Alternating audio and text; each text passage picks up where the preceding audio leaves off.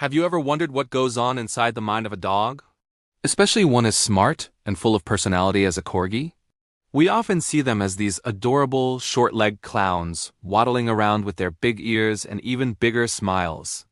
But behind that playful exterior lies a sharp mind and a heart full of loyalty. Today, I want to share a story with you that perfectly captures this spirit.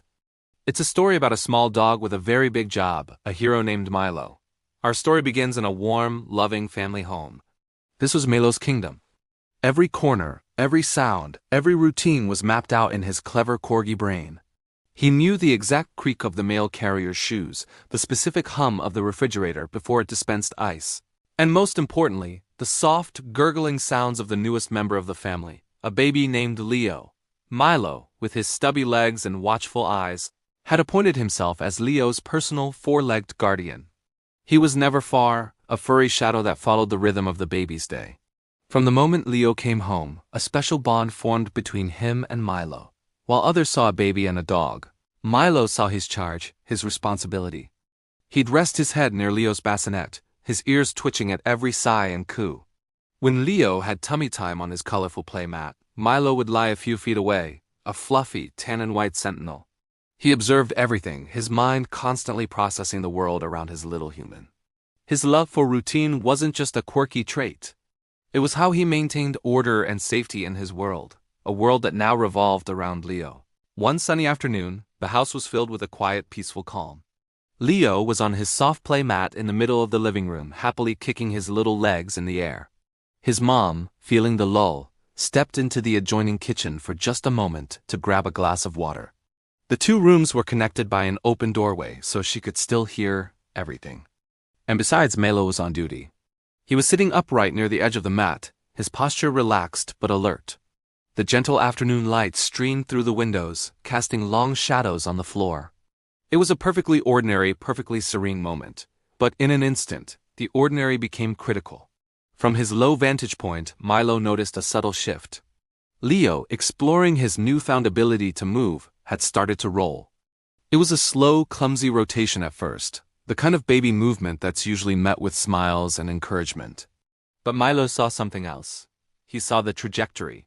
Leo was rolling towards the edge of the play mat, and just beyond the mat was a small, low step leading down into a sunken portion of the living room. It was only a few inches, but to a tiny baby, it was a dangerous drop. Milo's calm demeanor vanished. He stood up, his body instantly tense. The first instinct wasn't panic. It was to solve the problem directly. He moved quickly to Leo's side and gave the baby a gentle but firm nudge with his wet nose. Leo paused, gurgled, and then continued his slow, determined roll. Milo nudged him again, a little harder this time, a clear message of, "Stop, go back." But Leo, lost in his own world of movement, didn't understand. He was now just inches from the edge of the mat and the step. Time was running out. Milo knew his gentle nudges weren't working.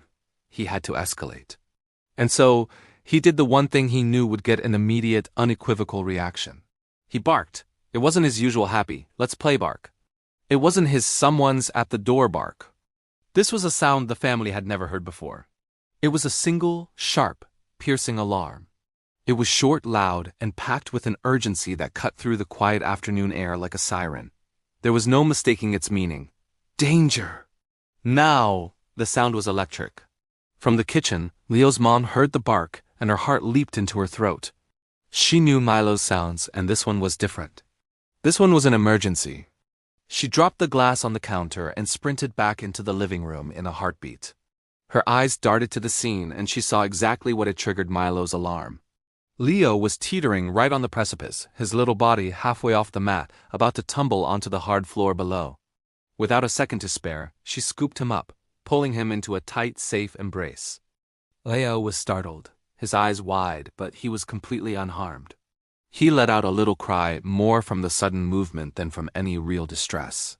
As his mom held him close, her own heart pounding with a mix of fear and immense relief, she looked down at Milo. The moment Leo was safe in her arms, Milo's entire demeanor changed. The tense, rigid guard dog disappeared. He sat down calmly, the crisis averted.